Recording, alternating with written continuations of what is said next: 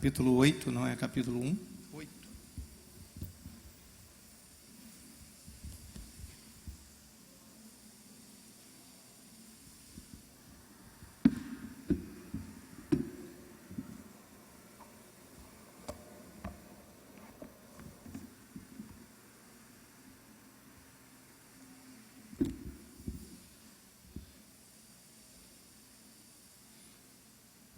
A partir do verso 1,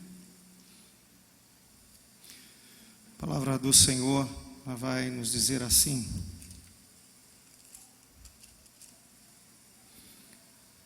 porém Jesus foi para o Monte das Oliveiras, e pela manhã cedo voltou para o templo, e todo o povo vinha ter com ele, e assentando-se os ensinava. E os escribas e os fariseus trouxeram-lhe uma mulher apanhada em adultério. E pondo-a no meio, disseram-lhe: mestre, esta mulher foi apanhada no próprio ato, adulterando. E na lei nos mandou Moisés que as tais sejam apedrejadas.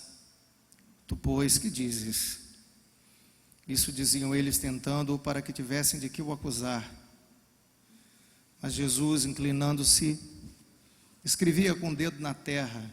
E como insistissem, perguntando-lhe, endireitou-se e disse-lhes: aquele que dentre vós está sem pecado, seja o primeiro que atire pedra contra ela. E, tornando a inclinar-se, escrevia na terra. Quando ouviram isso, saíram a um, a começar pelos mais velhos até os últimos. Ficaram só Jesus e a mulher que estavam no meio. E, endireitando-se Jesus, e não vendo ninguém mais do que a mulher, disse-lhe: mulher, onde estão aqueles teus acusadores? Ninguém te condenou? E ela disse: ninguém, Senhor. E disse-lhe Jesus: nem eu também te condeno. Vai-te e não peques mais. Amém? Glória a Deus. Glória a Deus. Você pode tomar o seu lugar. Você quer ser bênção, meu irmão, ou um atravessador? Você quer ser bênção ou quer ser um atravessador? As pessoas ligadas a comércio sabem muito bem o que é ser atravessador. Atravessador é aquele que passa, vai na fonte, apanha, não é isso? Majora o preço e depois vai ao consumidor final e vende. Ele atravessa o processo. Sabe, irmãos, eu não quero ser um atravessador. Nós queremos imitar a fé do nosso pai Abraão, nosso pai na fé. Quando o Senhor Deus o chamou no capítulo 12 do livro de Gênesis, disse assim: olha, Abraão, anda na minha presença e sê tu uma bênção. Anda na minha presença e sê tu uma bênção. E quantos querem aqui nessa noite ser bênção? Eu quero ser bênção, irmãos. E eu creio que no coração de Deus, o sentido de ser bênção é uma coisa muito mais ampla do que muitas vezes as pessoas querem. As pessoas querem a bênção de Deus. Mas Deus chamou Abraão para ser bênção para todas as famílias da terra, para abençoar e através dele muitas vidas, muitas famílias e todas as nações e famílias da terra fossem abençoadas. Eu quero isso para mim. Porque você perde o sentido da vida quando você quer somente para si. Esse egoísmo, ele é mortal. Ele tem peçonha, ele mata. Então eu quero nessa noite traçar um caminho que o Senhor Jesus nos deixou. E esse texto nos dá muito bem uma visão ampla do que é para ser traçado, o caminho que deve ser traçado para ser uma bênção. E depois nós vamos dar uma ênfase no caráter do atravessador. Amém? A primeira coisa que você vai colocar aqui, aí no seu caderninho, você que veio anotar: se você quer ser bênção, meu irmão, aprenda a subir o monte da oração e da comunhão com o Senhor. Nesse texto traz uma trajetória muito boa a respeito de Jesus. A palavra no versículo 1 diz que, porém, Jesus subiu ao monte das oliveiras. Jesus subiu o monte das oliveiras para ter comunhão com o Pai. Do Monte das Oliveiras, você não teve essa experiência, o Monte das Oliveiras é o Monte Scopus, telescópio. Por que ele chama Monte Scopus? Porque de lá você pode ter uma visão ampla. Lá você tem uma visão telescópia de Jerusalém, não é? Você olha Jerusalém muito bem. Todas aquelas fotos que você vê de Jerusalém, que já viu aquelas fotos da cúpula dourada, aquelas fotos são tiradas dos Montes Scopus ou do Monte das Oliveiras. Então dali você tem uma visão muito boa da cidade antiga de Jerusalém. Então Jesus subia ali para orar. Aquele que quer ser bênção para essa geração e fazer diferença nessa geração, ele deve abraçar o roteiro de Jesus. Ele deve abraçar a trajetória de Jesus. Sabe de uma coisa, irmãos? A oração nos leva a muitos caminhos. A oração nos leva a Deus, a ter comunhão com Deus. E sabe, meu coração tá cheio, e eu andei explicando algumas coisas para algumas pessoas essa semana. Se você olhar esse lugar é oco. É oco, não é? É oco. Olha só, tem paredes, mas aqui ele tem um vão livre, ele é oco. Da mesma forma que a religião é oca. Ela é como uma xícara. Ela tem bordas, que tem uma espessura definida, e no meio tem um vago, que é para entrar um conteúdo. Não dá, irmãos, para se sustentar com bordas finas. Não se sustenta uma existência com bordas finas. Esse lugar aqui é oco. Se você não teve experiência de chegar aqui de dia, isso aqui está vazio. Tão vazio quanto é a religião. A religião deixa a gente pior. Quando não se tem nada dentro, meu irmão, e se busca no ofício, no exercício, na frequência religiosa, você se decepciona, porque você entra ruim e sai dali pior, porque você vê pessoas cumprindo regras como zumbis, e você chega lá num afã de encontrar alguma coisa que verdadeiramente fascine o seu interior. Mude a sua essência, mude o sentido. Eu sei que à primeira mão o que precisa acontecer é um estanque. A morte precisa ser estancada. Aquilo que está sangrando, como aquela mulher que tinha um fluxo de sangue há 12 anos, ela precisava tocar nesse encontro primeiro, ela precisava tocar e estancar aquilo que estava carcomendo a vida dela, drenando a vida dela. Eu sei, mas quando a gente vai para a religião, meu irmão, isso não acontece, porque é oca. As pessoas estão indo à religião e elas estão se frustrando, porque é oco, é vazio. Mas as pessoas precisam ouvir que todo o sacrifício que Jesus fez, todo o investimento de Deus, enviar o seu Filho para morrer por nós, é para reatar a nossa fala com o Senhor. Foi para reatar. Deus estava de mal conosco. E quando a gente está de mal, a gente não fala com o outro. Se você imaginar que tudo que o Senhor fez foi para reatar a conversa conosco, no capítulo 5, a segunda carta aos Coríntios, está lá o ministério da reconciliação.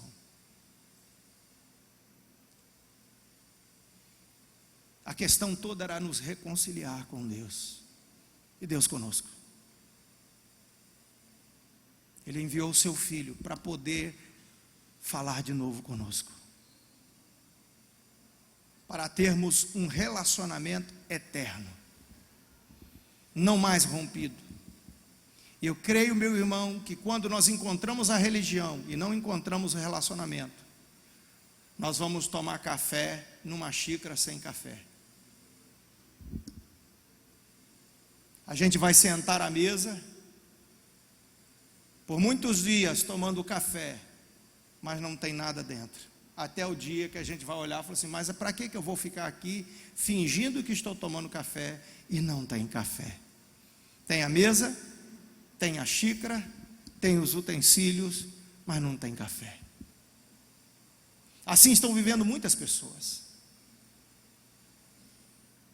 E por uma questão de tradição, por uma questão de ordem familiar, minha mãe foi, meu pai foi, eu sou também, e eles vão ficando ali, se necrosando, se entortando, como uma doença degenerativa, e vai se degenerando, pela falta de conteúdo. Mas quando nós temos o relacionamento com Deus, a primeira instância é o relacionamento com Deus, depois esse relacionamento nos leva para muitos caminhos. O relacionamento com Deus nos introduz a toda a vida de fé. Ele nos habilita a todas as coisas na igreja, e para a igreja, e ser igreja. Nós não podemos prescindir disso. Se você quer o caminho de Jesus, você deve seguir a rota de Jesus. Jesus nos deixou o exemplo. A Bíblia está escrita que ele subiu ao Monte das Oliveiras, mas ele subiu ao Monte das Oliveiras, sabe para quê? Para nutrir, para que naquele dia, a porção que nutrisse esse relacionamento fosse alcançada. Ele, como um homem, ele fez isso. Você deve fazer isso. Você deve fazer isso. Sabe, crente, você deve fazer isso. É um conselho que eu te dou. Porque senão você nada vai encontrar aqui. Nada, mas nada. Nada. Você quer ser bênção, meu irmão? A base, quando você vai na nutricionista, ela faz uma pirâmide da base alimentar. Ela faz uma base. E eu quero fazer aqui a base do relacionamento. A base, na base da nossa vida está a nossa fala com Deus. Quem não fala com Deus está desmilinguido.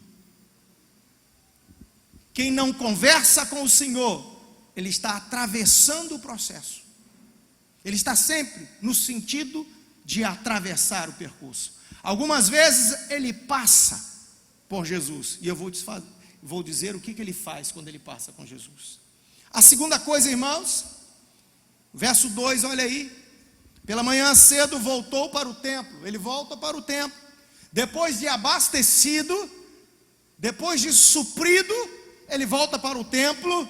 E todo o povo vinha ter com ele. E assentando-se, os ensinava.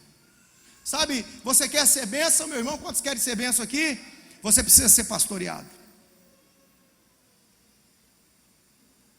Todo mundo gosta de recitar aqui o Salmo 23. Quem gosta?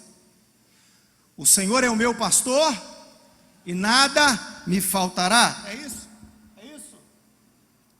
O que diz o versículo 2?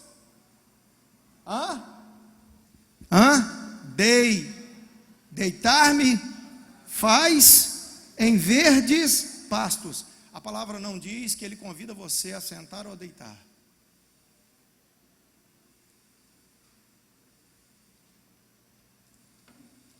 Vejo tanta gente citar o Salmo 23, mas o pastoreio de Jesus faz você deitar. Fala assim, agora é hora de você deitar aqui, porque eu escolhi esse lugar, e aqui você vai deitar. Essa pastagem aqui, nesse tempo, eu quero que você deite aqui, mas eu não quero deitar, eu gosto de comer, eu não gosto de comer alface, eu gosto de comer isso. É por isso que você precisa ser pastoreado, porque o seu gosto, é o seu apetite, é a sua vontade, e o conjunto de suas vontades que fez você chegar onde chegou. E eu não sou nenhum tolo, nenhuma criança, que você está aqui, não foi porque você é um sucesso na sua existência. Você chegou aqui e procurou Jesus avidamente, porque você viu que o seu apetite, os seus gostos, levaram você para comidas amargas.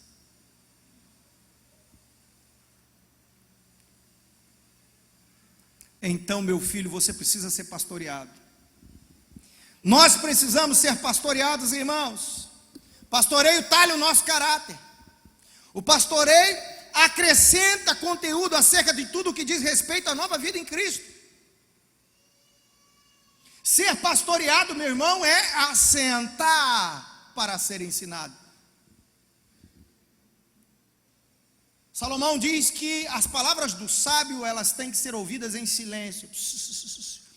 Você não fala agora. Agora você vai escutar. Agora você senta aqui, filhinho, para você. Mas é onde que eu vou sentar? Senta aqui. Mas eu não gosto de sentar aqui. Não, senta. Esse exercício de coisas simples, meu irmão, você não percebe, mas está talhando o seu caráter. Pastoreia isso. Quando você fala com o Senhor, quando você abre essa caixinha de diálogo com o Senhor, você começa a conhecer o coração de Deus. O pastoreio que Ele insere na nossa vida, mediante a muitas coisas, começa a fazer com que a gente comece a se assentar, e assentar também fala para nós de uma questão de quê? De humildade. A gente começa, a diminuir. Porque se você ficar do tamanhozinho que você é, filhinho, seu orgulho vai arrebentar com você. Aí você tem que sentar. Mas eu estou com pressa, Senhor, eu estou com pressa, hoje eu tenho muita coisa para fazer. Senta. Mas eu tenho, senta. Aprendi algumas coisas com o meu pastor Roberto. Logo assim que eu comecei a conviver com ele, ele me ligava segunda-feira. Engraçado. Você já viu como é que o pastor Roberto é, né? Ele é o pai da mansidão. E eu era o filhote da agitação. Eu já falei com vocês aqui que ele começou me beijando. Primeira vez que eu tive contato com ele, quando eu fui falar com ele, ele me deu um abraço. E eu fiquei assim, ó. Eu não sabia onde botava a mão. E ele me lascou um beijo. E eu falei, Cristo de misericórdia. Aonde nós vamos parar com esse negócio? E eu tive uma boa conversa com ele.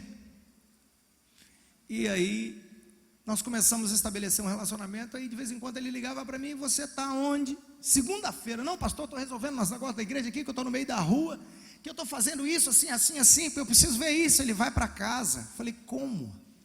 Vai para casa. Hoje é segunda-feira.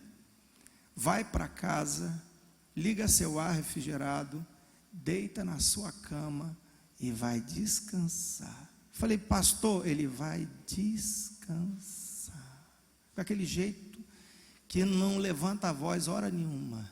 Eu falei, pastor, mas se me pegarem segunda-feira deitado, de barriga para cima em casa, vão falar mal de mim. Meu filho, vai descansar. Tá bom, pastor. Aí eu largava tudo que eu estava fazendo. Falei, meu Deus, isso vai dar errado. Aí eu ia cheio de coisa na cabeça, vai dar errado. Isso não vai dar certo. Esse negócio é coisa de maluco. E eu comecei a aprender com ele. Hoje até minha petula que não foi trabalhar hoje, falou assim, amor, coisa boa ficar em casa, né, amor? Falei, amor.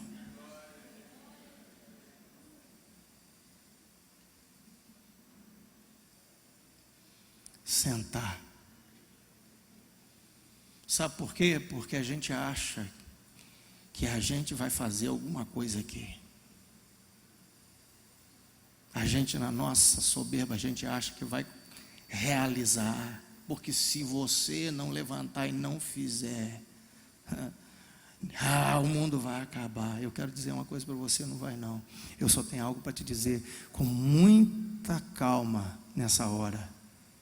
Se Jesus não liberar uma palavra que acrescente 1 milímetro à sua vida, sua qualidade de vida, a melhoria dos seus recursos financeiros, por que não? A sua saúde. Se Ele não liberar uma aquiescência, 1 milímetro sequer, tudo que você está acrescentando fora do reino e fora do propósito será roubado, minado. Só vai ficar na sua vida aquilo que Ele determinou. Um dia Deus determinou para Israel uma porção para catar do maná. Ele determinou a porção. O povo, pela rebeldia, lá apanhava mais. Quando ia medir, só dava o que Deus falou. Tinha gente que apanhava menos, porque tem gente até que ele tem, sabe o que é essa falsa modéstia? Não, eu não preciso de tanto. Eu não preciso de tanto, porque aí ele é falso humilde. Ele é hipócrita. Tem uns que querem ser mais do que os outros. E é orgulhoso porque quer ser mais. E o outro é orgulhoso porque se acha muito humilde. Uma falsa, ele é soberbo na humildade dele. Ai não, Senhor, eu sou econômico mais do que todos, resolvi apanhar menos. Quando ia medir, dava a medida que Deus mandou. Deus vai te dar a medida que Ele determinou.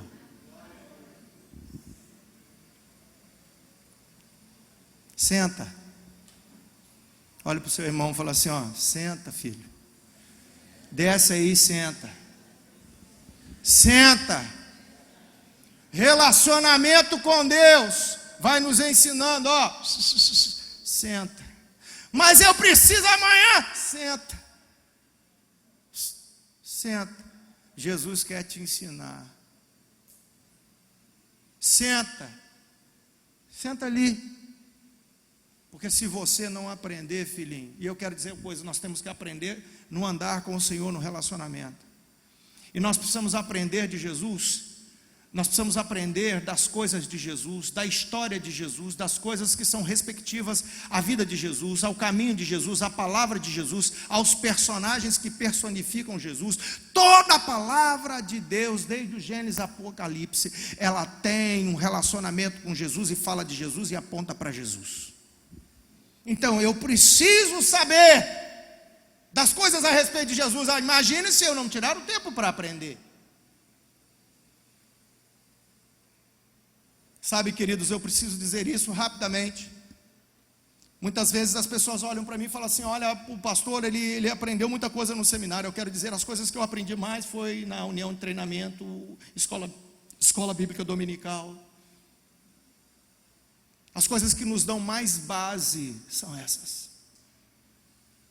Tudo que eu estou falando aqui, repetindo muitas vezes.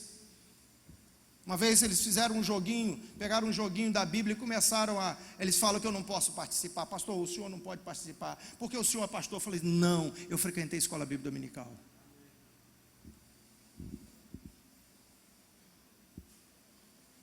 Muitas vezes a gente pergunta assim, quem foi Jorão? Alguém sabe aqui, foi Jorão? Quem foi Jorão? Qual é a marca da vida de Jorão? Não sei, ninguém sabe. Jorão foi um rei que foi embora de Israel sem deixar saudade, como muitos têm deixado na igreja. Vão embora e ninguém nem sente falta. A gente precisa saber das coisas, porque em se sabendo dessas coisas, a gente começa a andar diferente. Sabe para quê? Para que a nossa vida faça diferença. E que as pessoas sintam a nossa falta e que a gente faça parte do corpo e seja uma engrenagem no corpo. Triste é aquele, meu irmão, que vai embora muitas vezes e ninguém sente falta. Como aquela historinha, não começa a faltar muito serviço que o patrão pode descobrir que você é completamente dispensável. Não é isso? Você precisa ser pastoreado. Terceira coisa, meu filho, nós precisamos centralizar a Cristo, sua graça, seu poder e sua missão. Você vai entender por que eu estou falando isso. Você quer ser bênção? Cristo tem que ser o centro da sua vida. Pastor, isso é fanatismo. Fanatismo, meu filho, é outra coisa. Fanatismo é militante do PT. Aquilo que é fanático. Eu nunca vi gente tão doida na minha vida.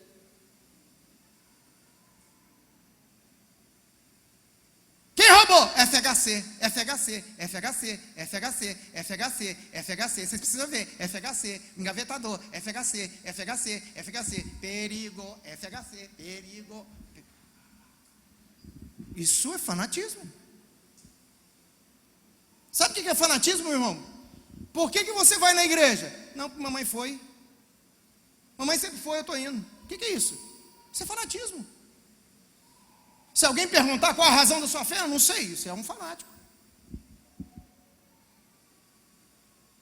Agora, quando alguém tem compromisso com Cristo, ele não é fanático. Quando alguém obedece a Cristo, não é fanatismo. Quem ama a Cristo não é fanático. Quem ama a palavra de Deus não é fanático, porque Jesus mesmo disse em João 14, 21, aquele que tem os meus mandamentos e os guarda, esse é que me ama. Então você não pode taxar de fanático aquele que ama a palavra do Senhor e a faz cumprir na sua vida, porque aquele que diz que está em Jesus, deve andar como Jesus anda. Esse é o nosso alvo. Esse é o nosso alvo. Amém?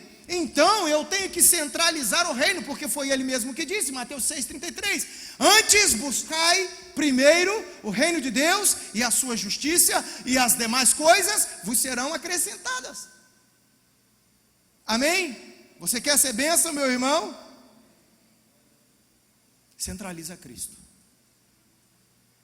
Antes de pensar como você vai ganhar dinheiro, como você vai agradar a Cristo no seu dia.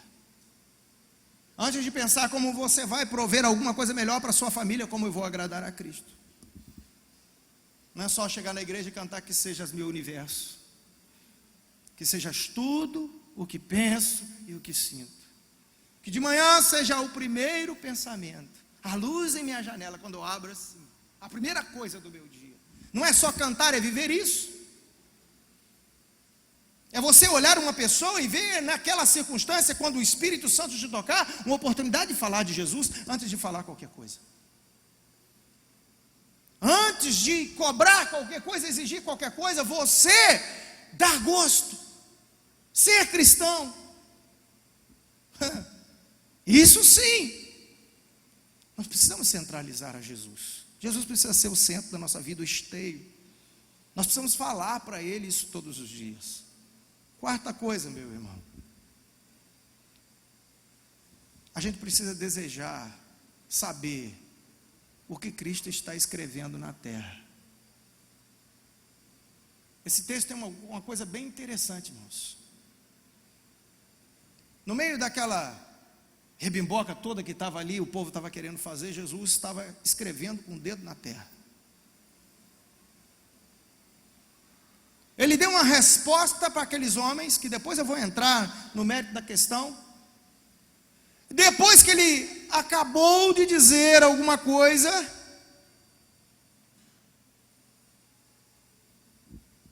Jesus disse: vocês que não têm pecado, atira a primeira pedra. Voltou a escrever de novo na terra. Eu quero perguntar uma coisa para você. A gente precisa saber o que Jesus está escrevendo na terra. O que será que Jesus estava escrevendo, hein? De tão importante. E eu quero dizer uma coisa para você, Andrinho. Ninguém teve a curiosidade. Aquele povo estava tão cego. Eu ia lá e fazia assim: o que o senhor está escrevendo aí? Impressionante, irmãos. O que será de tão importante? Porque Jesus estava abaixado, escrevendo. Falaram com ele, ele se endireitou, diz a palavra, ele se endireitou assim, respondeu: quem não tem pecado, atire a primeira pedra. Ele devia estar escrevendo uma coisa muito importante. Impressionante que ninguém teve a curiosidade de saber. Sabe de uma coisa, irmãos? Na intimidade a gente deixa a vida mesquinha, a gente deixa a vida pequena, a gente deixa a vida da pequenez religiosa e começa a ficar aguçado em saber o que Jesus está escrevendo. O que será que Jesus hoje está escrevendo aqui? Não, eu estou olhando outras coisas, pastor. Ah, não, deixa eu falar uma coisa para você. Nós precisamos estar olhando assim, com uma santa ambição de saber o que Jesus está escrevendo de tão importante hoje na terra. Você quer ser bênção, meu irmão? Você precisa estar conectado com o Senhor. Você precisa estar conectado com o Espírito Santo para saber o que o Senhor está escrevendo hoje na terra. Interessante que as cartas à igreja, às 7 igrejas da Ásia, a tônica, a entonação é a seguinte: quem tem ouvidos para ouvir, ouça o que o Espírito está, o quê? Falando a igreja, está dizendo a igreja. Era sinal que nem todos estavam ouvindo.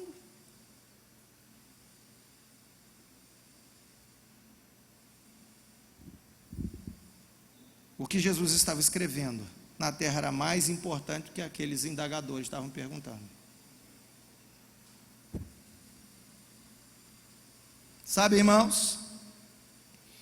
Você quer ser bênção, meu irmão? Você precisa ser maduro. Fala assim: eu preciso ser maduro. Porque quando o Senhor faz aquela pergunta, diz o texto que quem começou a sair primeiro foram os mais velhos. Opa! Também outro dado importante. Olha aqui. Quando ouviram isso, verso 9, olha aí, vê se não é isso que está escrito. Saíram a começar pelos mais velhos. Nós precisamos de maturidade. E eu escrevi aqui umas coisinhas que nós não podemos nunca nos confundir. Tempo de casa não quer dizer maturidade a mais.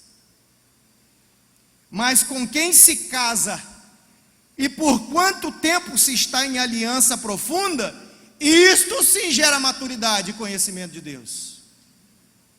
É com quem nós estamos casados, por quanto tempo nós temos aliança. Muitas pessoas casam com o ministério, muitas pessoas casam com o púlpito, muitas pessoas casam com o título de diácono, pastor, apóstolo, vice-deus, vice-senhor do universo, né? Master of Universe, He-Man, né? Tem muita She-Ra aí, tem muito He-Man, não é? Vice-deus, tem tudo isso, e as pessoas, muitas vezes elas se fecham, já parece que já chegaram ao ápice, não porque eu tenho 40 anos de vida cristã, aleluias, mas isso não quer dizer nada, meu filho. Muitas vezes é um depósito grande, antigo, de orgulho, de engessamento, de dureza e de uma mente não renovada. A gente precisa ser maduro. Maturidade é quem tem tempo com Deus. Maturidade só se dá com quem tem um relacionamento contínuo com Deus. É isso que nos confere autoridade. Amém?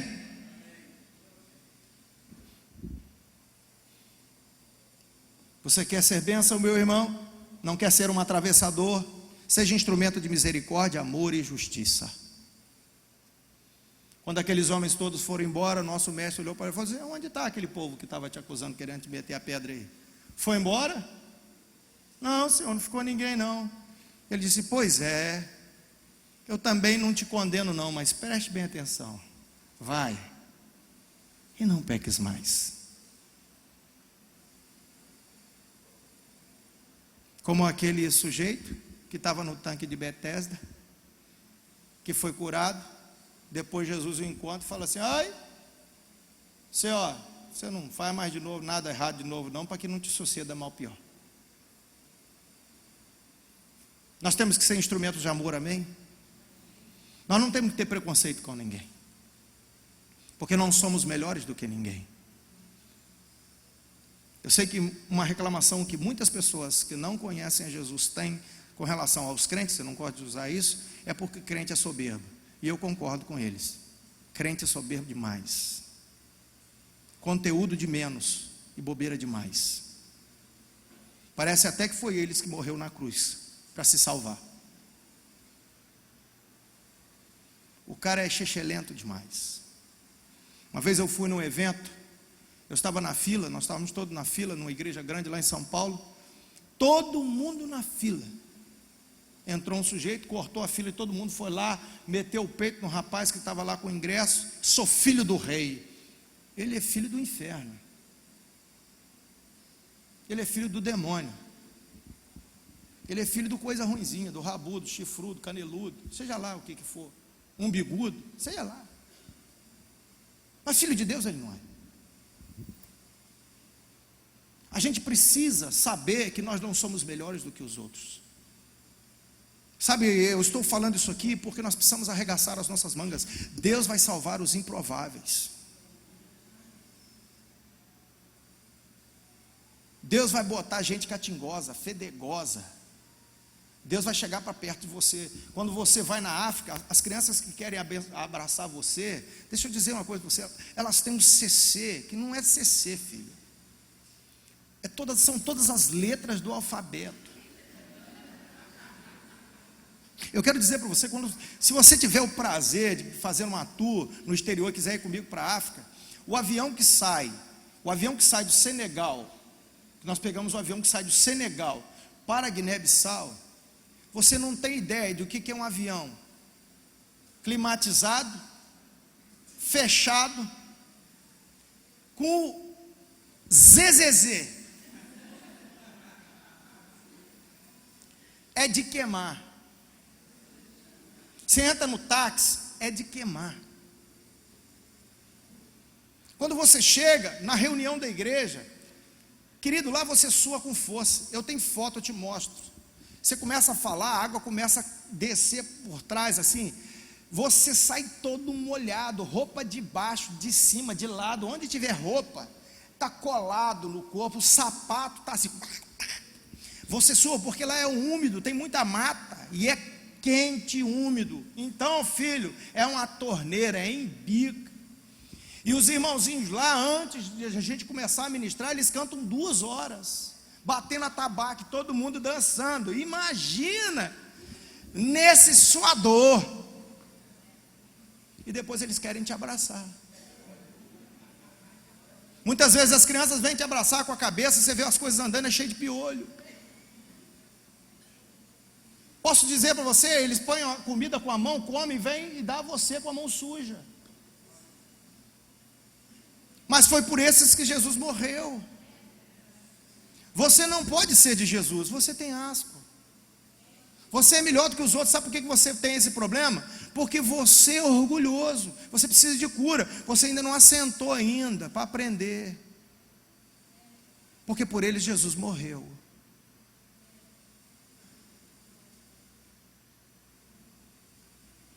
Por eles Jesus morreu. Eu me lembro que um escurinho daquele passou na plantação de arroz, pegou arroz cru assim, essas linhas na mão, estava cheio de terra preta, suor e terra preta. Ele pegou arroz e fez assim, ó, comeu e fez assim para mim, ó, e botou na minha mão, mandou abrir a mão, botou aquele arroz na minha mão. Você ia fazer o quê? Ele, ó. Uma coisa eu garanto, filho, morrer você não morre, porque eu estou aqui. Nós fomos limpar peixe, e eles vendo, Armando estava vendo a gente. Ele disse, vocês estão jogando, na língua deles, estão jogando o melhor fora, que é o olho e as tripas do peixe. Eles comem o peixe com olho, e fala que é uma delícia.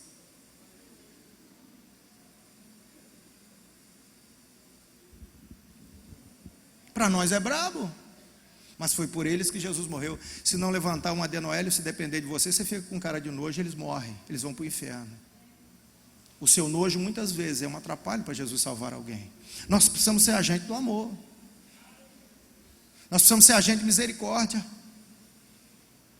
nós precisamos ser agente de justiça, porque o mundo não entende essas coisas. Não é pecado dizer que é pecado, meu filho. A Bíblia diz, se você apanhar seu irmão em algum erro, vá você a ele. Deixa eu ensinar uma coisa a vocês aqui. Você não tem que me chamar. Se você vê o seu irmão no errado, seu parente no erro, você não tem que me chamar para falar nada. Ah, pastor, meu parente está fazendo uma coisa errada. Vá você a ele. Diz assim, ou você confessa, ou eu explico a situação.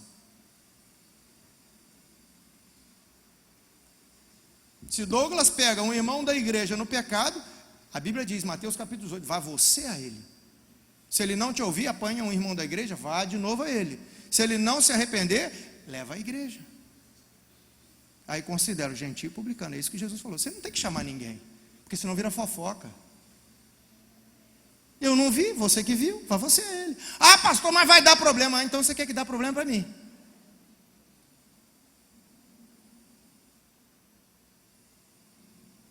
Não é errado, meu irmão, porque o intuito não é acusar, o intuito é salvar, é tirar a pessoa do caminho do pecado, porque a gente sabe que o salário do pecado é mas o dom gratuito de Deus é a vida eterna por Cristo Jesus, nosso Senhor.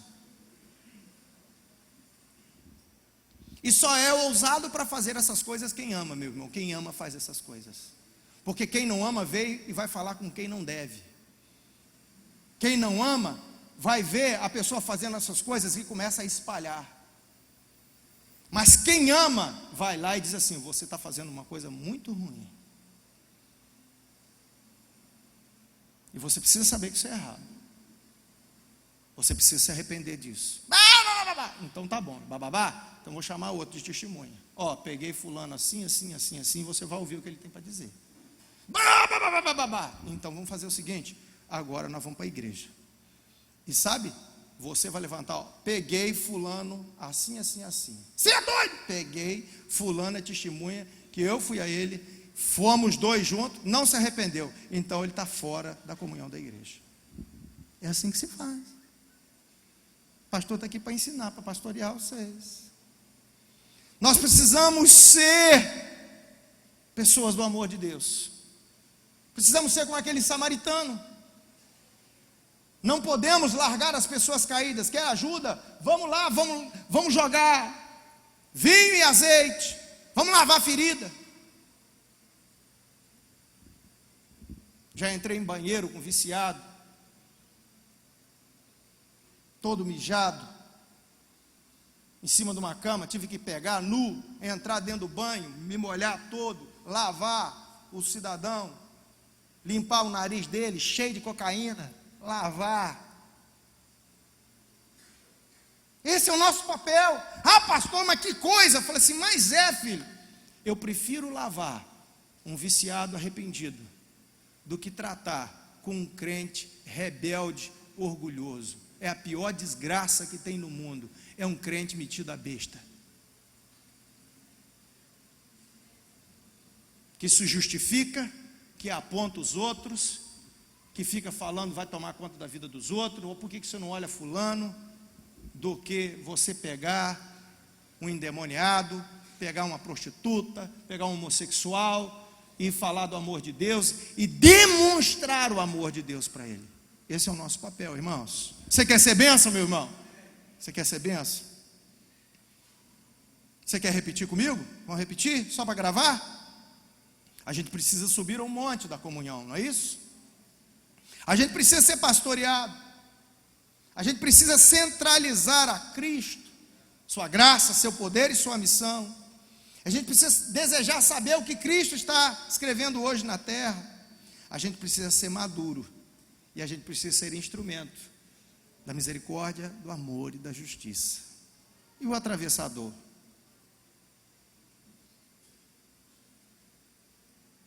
E o atravessador?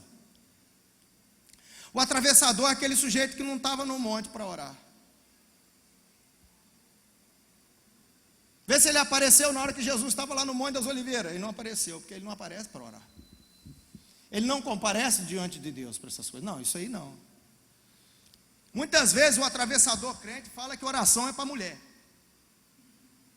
Não, essa coisa assim muito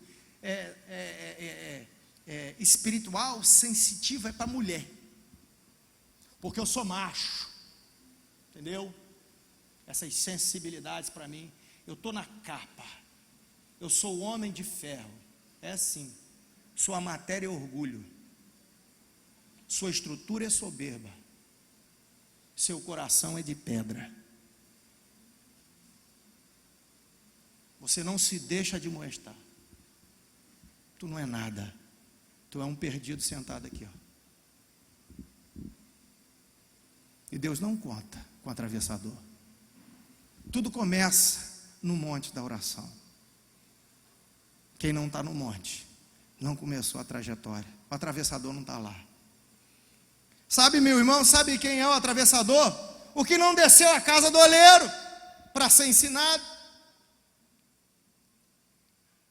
Vinde e aprendei de mim, que sou manso e humilde de coração, e encontrareis descanso para as vossas almas. O atravessador não está sentado. Ele tem uma doutrina superior. Ele tem uma filosofia de vida muito maior do que essas bobagens. Eu não vou sentar ali para ficar ouvindo João falar essas coisas ali que ele fala, coisas de só menos importância. Eu vou ficar lá porque a pessoa fala errado. Meu vernáculo é rebuscado. A minha verborragem, então, está muito acima. A concordância me agride, porque meus ouvidos, eles estão afinados com a gramática, e eu não posso mais ficar no meio de pessoas indoutas. Só que quando Jesus veio, querido, ele escolheu os indoutos. Ele reservou os tesouros deles para os pequenos, e ocultou de pessoas assim como você, que se acha bambambam. Se Jesus viesse aqui, ele ia lá na igualdade, pegar lá bagunça, aquele povo lá de Souza, que tudo pescador lá, ia começar a falar para eles, não ia falar para você. Ele não ia procurar você.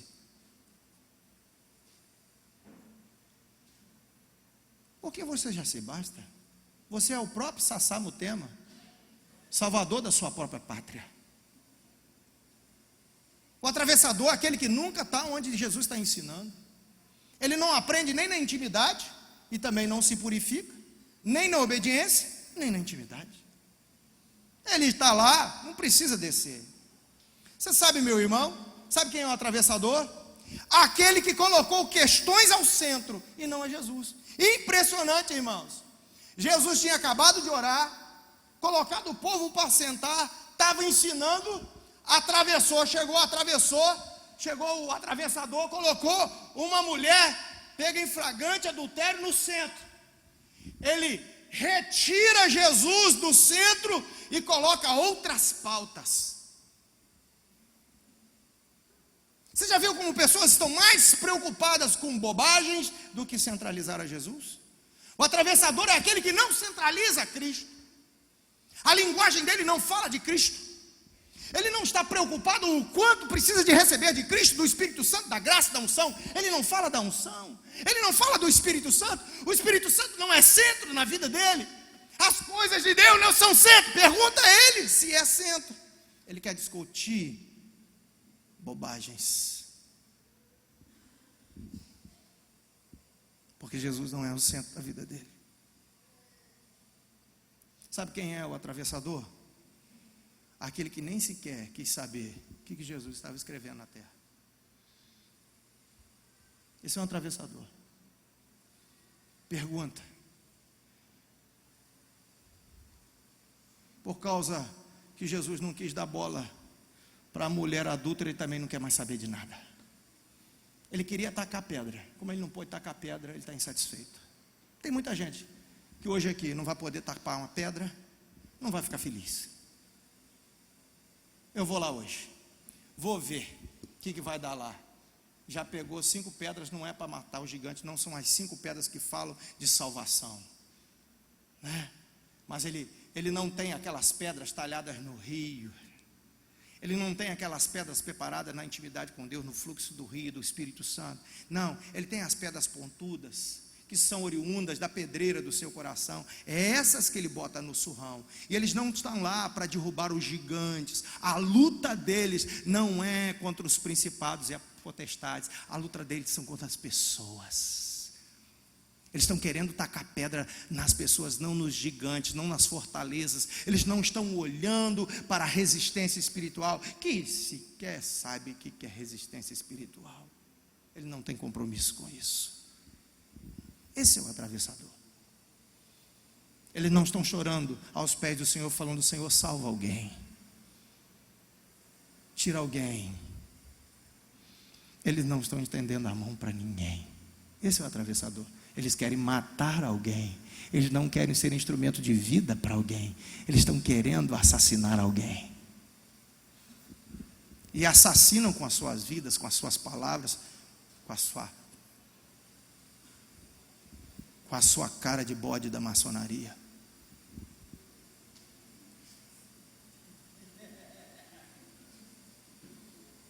Deus o livre. O bode de Azazel. Você sabe quem é o atravessador? Aquele que só viu o agravo no outro, pois seus olhos estavam cheios de traves. Impressionante, irmãos. Eles só conseguiram enxergar o pecado daquela mulher. Deixa eu falar uma coisa para você, eles só conseguiram enxergar o pecado daquela mulher. Eles estavam cheios de vingança. Eles estavam cheios de vingança. Eles queriam atingir a Jesus. E aquela mulher era somente um traste a mais para poder atingir a Jesus. Estavam cheios de vingança, irmãos. Pai, perdoa o meu jeito de achar que eu sou perfeito. Depois eu vou pedir você para cantar. Você sabe ela toda? Viu? Ele ia cantar. Só porque eu falei que ele ia cantar, ele boicotou. Muitas vezes, irmãos, nós podíamos pedir perdão a Deus pelo nosso jeito, porque a gente acha que é perfeito, mas o nosso coração está cheio de orgulho e vingança. A gente está cheio de orgulho e vingança. Sabe aquelas pessoas? Jesus só fez um lembrete. Falou assim: olha, quando você está apontando o dedo para ela, tem 3 para você. Tá bom, vocês querem matar, mata, mas quem não tiver pecado, tampa a primeira pedra. Aí o carcamano mais velho saiu primeiro. Sabe por que Jesus disse: quando você estiver enxergando, meu filho, o argueiro no olho do seu irmão, tire a trave do seu. Segura aí, quer segurar na cadeira aí? Segura para você não cair. Segura, eu estou falando para você, segura a cadeira e dá uma arrumada na cadeira aí. Eu gosto de falar isso, porque às vezes a cadeira deu uma... Você, Bruno, está mais pesado, cuidado para a perna na cadeira não cair aí. Entendeu? Está comendo demais. Entendeu? Aí, escuta. A tendência que o ser humano tem é reproduzir suas fatídicas histórias. Tem muita gente que tem relacionamento familiar ruído. E o fato dele ter a sua história ruída, ele não suporta o outro, muitas vezes no seu sucesso, na sua alegria. Ele não suporta o outro quando ele se diz irmão, porque ele revive. Cuidado, crente, quando você chama o outro de irmão, porque se você tem problema com a sua família, você vai repetir aqui dentro sua história de irmão.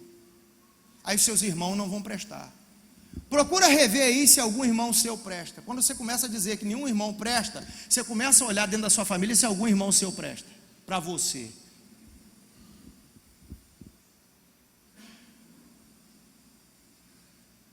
Pergunta se seu líder presta.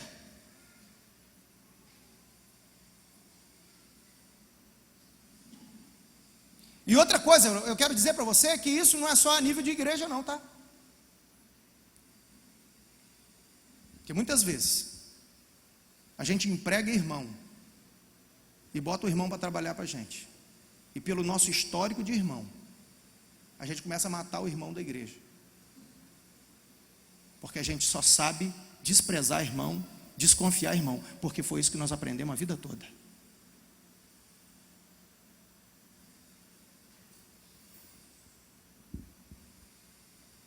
Aqui em Cristo, filho, as escamas dos nossos olhos têm que cair. A cura tem que chegar. Se você acha que nenhum irmão seu presta aqui dentro, é porque o seu histórico de família é doença. Jesus tem misericórdia de você, e Ele tem, e Ele quer te curar disso. Você não pode continuar assim. Porque Ele é o pai da família.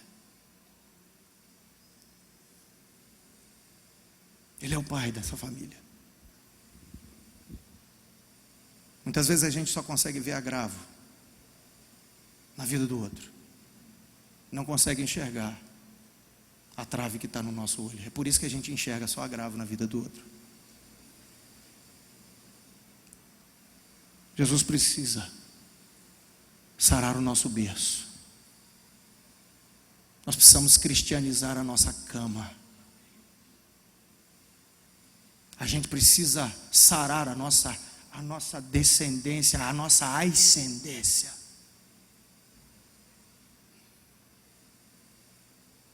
Não estou falando aqui de regressão, mas eu estou falando aqui de ressurreição, de uma nova vida, de transformação. Você sabe quem é um atravessador, meu irmão? Aquele que não se renovou, aquele que não se deixou amadurecer, mas envelheceu só no corpo.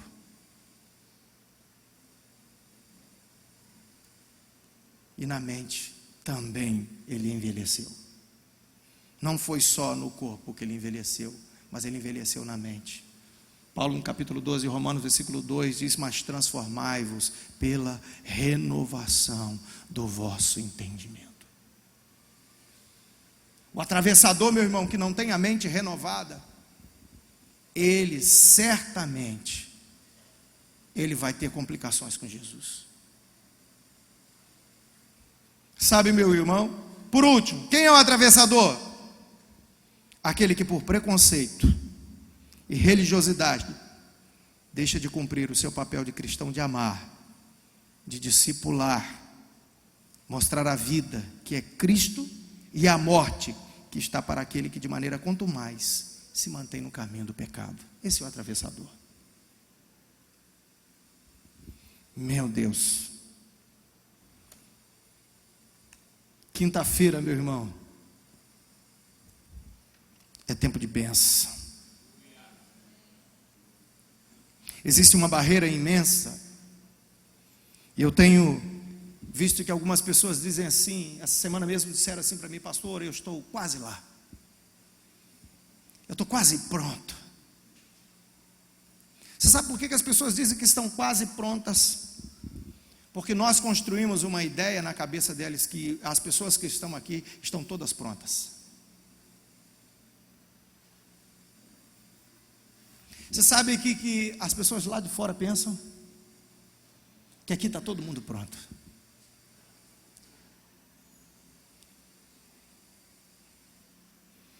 Eu tenho falado incessantemente para aquelas pessoas às quais eu lidero, que a cada tempo da nossa vida a gente vai encontrando uns monstrengos dentro de nós. Quanto mais o tempo passa, e quanto mais a gente caminha, mais bicho feio a gente acha. A única diferença que há é que nós temos o Espírito Santo. Você pode ver que volta e meia na sua vida espiritual parece que a coisa dá uma empacada e você começa a dar uma empacada. Sabe por que você dá uma empacada? Porque você encontrou em você um monstrengo. Alguma coisa limite. Alguma coisa que você falou assim: ah, não aguento isso não. Esse não aguenta isso não é porque você não bota o espelho para ver que monstro feio que é. O que você não aguenta é você mesmo. É a pereba que veio a furo. É o perdão que você não consegue perdoar. É a paciência que você não consegue ter. É o amor que você não consegue revelar. É a fraternidade que você não consegue ter. É o limite da estrutura podre da sua convivência, do seu histórico, da sua formação, ou que vai ser jogada no chão para Jesus construir outra, ou você vai ficar agarrado nessas escoras podres da sua vida e não vai sair dali.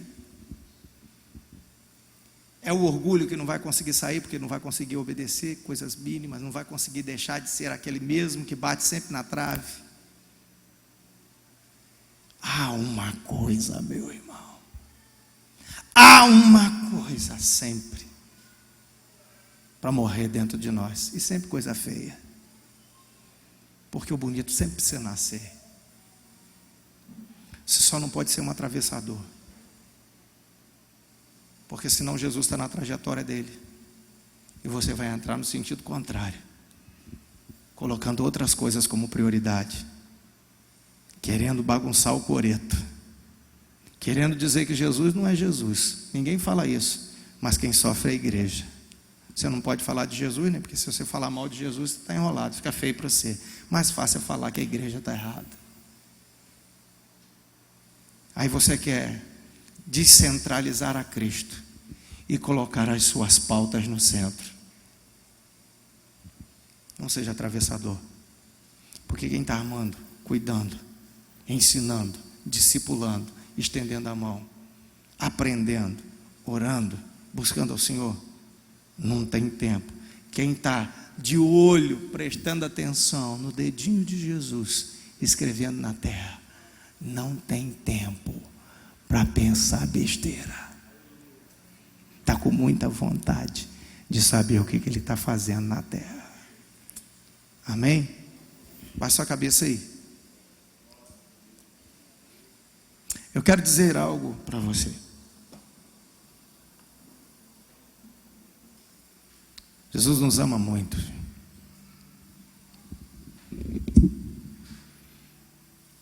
Jesus nos ama muito.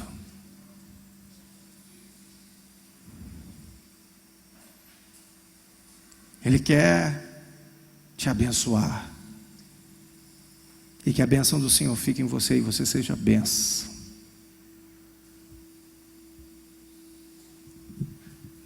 Ele quer salvar você.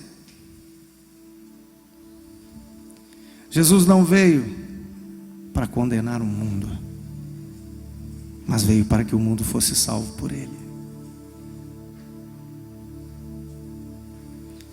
Você não se apronta, é o Espírito Santo que te prontifica.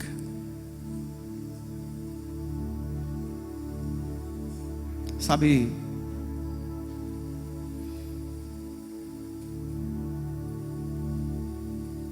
aquela mulher, a sentença dele, verdadeiramente pela lei, era a morte. Se Jesus não estivesse ali, não haveria um ponto de contenda. Entenda que eu vou dizer isso aqui.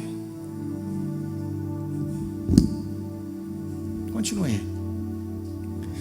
Se Jesus não estivesse ali, o foco seria aquela mulher. Você já pensou nisso? Preste bem atenção, se Jesus não estivesse por perto, pela lei, ela seria apedrejada. Ezequiel capítulo 18 diz: a alma que pecar, essa morrerá.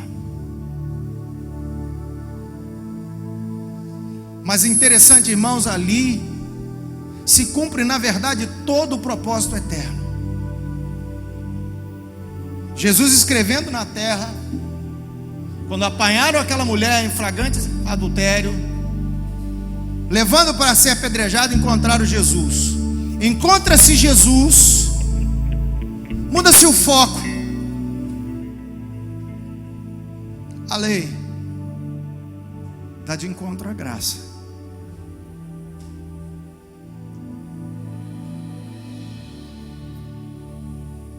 E ali o foco muda de morte para a vida.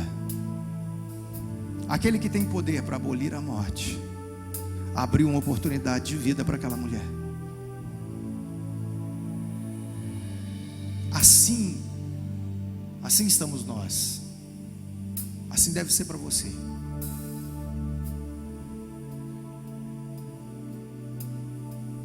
O que está destinado para nós, irmãos, o que estava destinado para nós era a morte. Mas Jesus dá uma oportunidade de vida. Ele dá uma oportunidade de vida.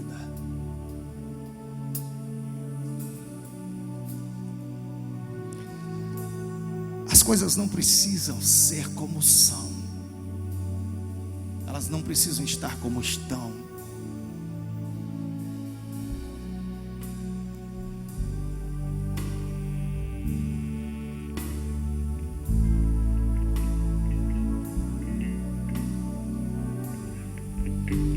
Sabe, eu não estou falando só para aquele que não conhece a Jesus. Eu estou falando para as pessoas que já convivem aqui.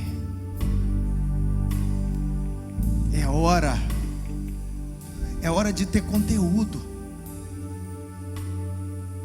É hora da casa encher. É hora da casa encher. É hora da casa encher. É hora da casa encher. Não pode ser apenas uma vasilha. Não pode. Tem que ser casa cheia. Tem que ser casa cheia. Sabe, irmãos, eu sinto no meu coração muitas pessoas sentenciadas aqui. E até com o coração assim, eu sei o que eles pensam de mim. Eu quero dizer para você, ninguém tem maior amor do que esse. Eu quero dizer para você que o amor de Jesus é maior do que qualquer coisa que alguém possa pensar, do que qualquer coisa que alguém possa sentir. Sabe, irmãos, nós não precisamos acumular, guardar aquilo, porque outras pessoas vão pensar. Desde que mundo é mundo, tem sempre um com a pedra na mão para tampar. Desde que mundo é mundo, meu filho, tem sempre alguém querendo nos eliminar. Por aquilo que ele não concorda, por aquilo que ele não aceita, por aquilo que ele condena.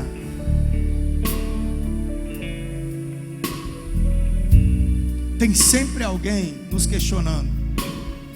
E por causa dessas construções, a gente acha que nunca está pronto. Jesus simplesmente disse para você, para aquela mulher: olha, eu não te condeno, mas eu quero te dar um conselho. Não ande nesse caminho e não, porque esse caminho vai te matar.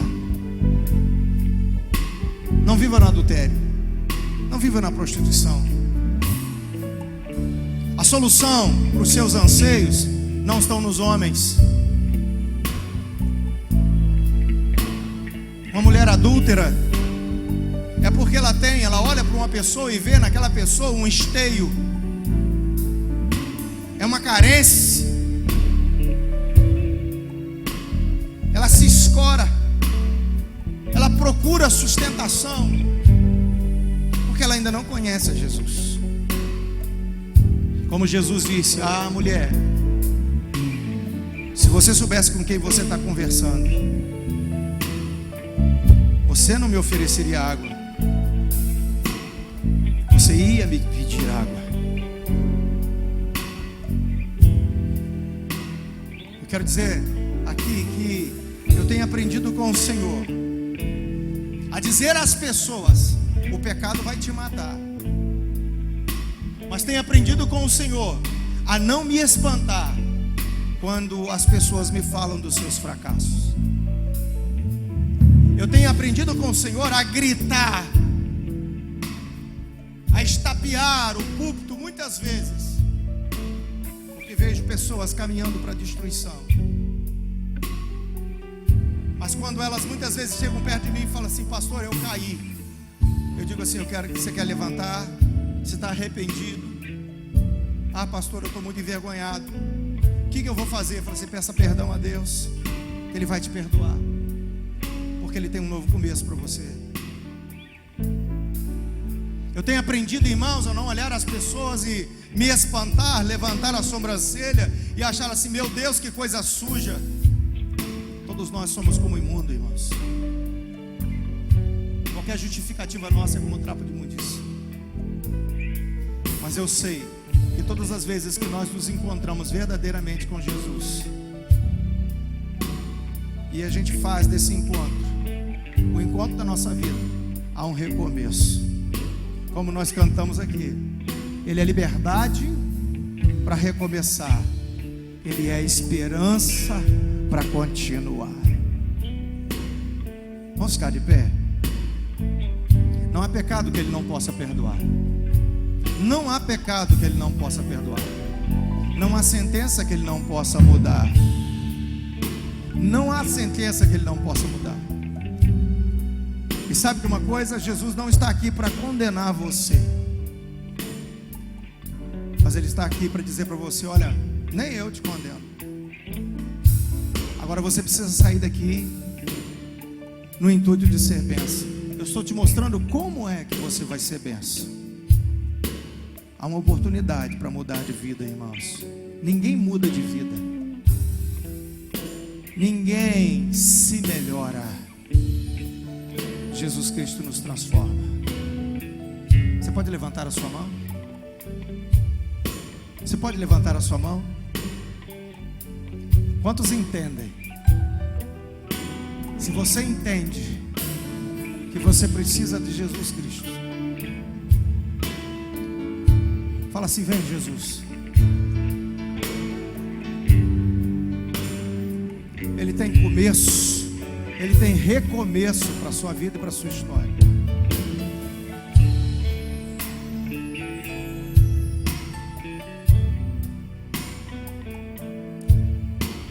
A gente não precisa teimar, irmãos, não precisa teimar.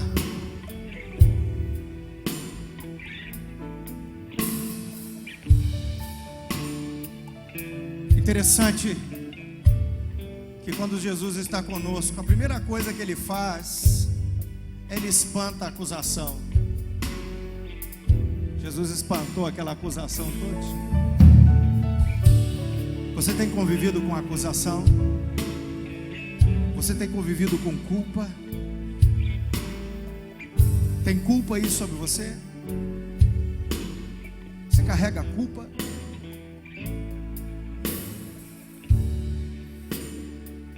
Você precisa se encontrar com Jesus. Eu vou orar aqui, mas eu quero dar uma oportunidade a você. Primeiro, a pessoa que não tem a Jesus, mas que quer esse encontro com Jesus, está dizendo assim: eu quero ser bênção. Eu não quero receber bênção simplesmente. Eu quero ser uma bênção. Eu quero ser bênção. E quero que o Senhor Jesus retire de mim todo esse fardo. Primeiro aqueles que não conhecem Jesus, depois aqueles que querem recomeçar. Eles querem liberdade para recomeçar, e eles querem esperança para continuar. Talvez você esteja aqui, ainda não entregou sua vida para Jesus. Eu quero dar a oportunidade para você entregar sua vida para Jesus. E aquelas pessoas que querem se livrar de culpa, mas estão dizendo assim: Senhor, eu quero um novo começo na minha história, na minha vida. Eu quero reaver meu caminho. Eu quero reaver meu caminho. Parece que eu embaralhei um pouco as minhas pernas, me confundi, tropecei, caí, mas eu quero recomeçar. Eu vou orar com você. Ande rápido, senão eu vou orar, vou abençoar vocês e nós vamos terminar. E eu tenho certeza que Jesus está falando no nosso coração. Mas há uma oportunidade para você ser cheio da presença de Deus. Para você que não quer mais ser atravessador, mas você quer ser uma bênção. Alguém cheio de misericórdia, cheio de amor. Amém. Glória a Deus. Que bom. Glória a Deus.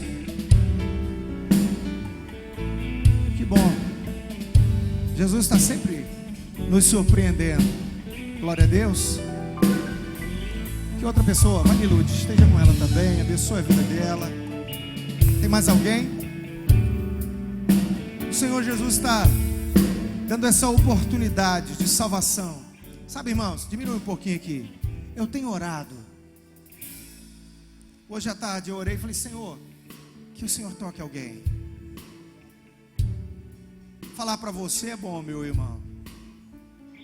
Mas você tem horas que fica com a cara para mim achando que já está ouvindo demais. Eu estou querendo falar para quem precisa. Estou querendo ministrar para quem precisa. Quando o nosso coração já não precisa mais de quebrantamento, de arrependimento, quando a gente já acha que está perdoado, quando a gente já acha que já está no ápice, que o ápice seu se traduz em fruto, que essa igreja domingo se encha de vidas, de frutos correspondentes a essa vida que você acha que tem, não é? Mas Jesus precisa salvar, Jesus precisa tocar pessoas, Jesus precisa quebrantar corações. Pessoas precisam ser livres dos seus fardos, das suas cadeias e das suas correntes. Pessoas precisam ser tocadas pelo Espírito Santo. Tem muita gente sofrendo, irmãos. Tem muita gente doída, ferida, machucada, caída. Eu louvei a Deus essa semana porque eu pude ganhar 2 almas para Jesus essa semana. De ministrar para 2 vidas e ver pessoas se abrindo para Jesus. De poder falar da minha história, falar do que Cristo fez por mim, de poder estender a mão e falar da graça, falar de quê? Do homem, né? De Deus, de Jesus e da fé, de falar o que Cristo faz, continuará fazendo. Essa é a nossa alegria, nós precisamos falar isso. Vamos estender as mãos para cá. Nós louvamos a Deus por isso. Por alguém que vem aqui. E eu sei que vem aqui porque quer um novo começo. Eu tenho certeza que cada pessoa que chega aqui já vem cheio de acusação, cheio de peso, cheio de condenação. Já vem arrastando os seus fardos. Mas a palavra que Jesus disse é que Ele trocaria o fardo. Porque Ele disse, porque o meu jugo é suave e o meu fardo é leve. Senhor, eu quero te louvar, Pai. Eu quero te louvar, porque assim como pedi, assim o Senhor me respondeu.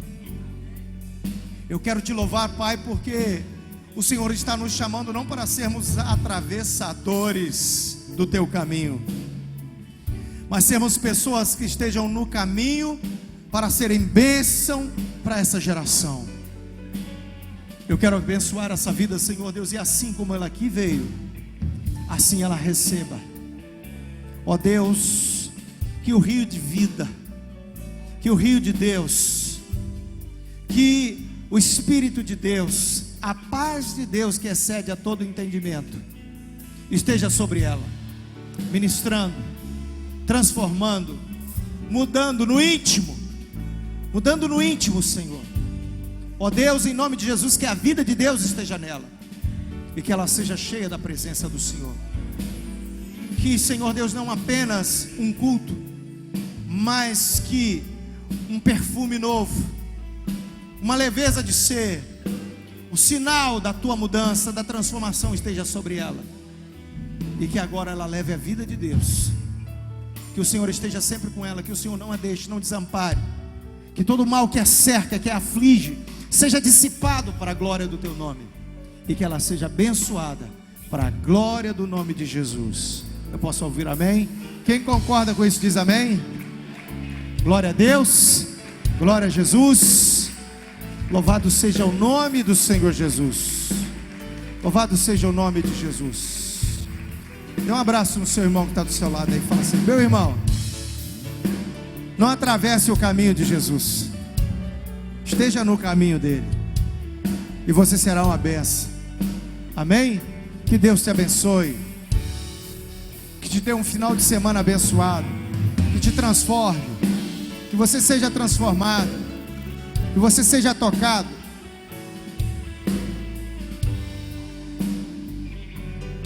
Deus te abençoe. Uma noite de paz para você.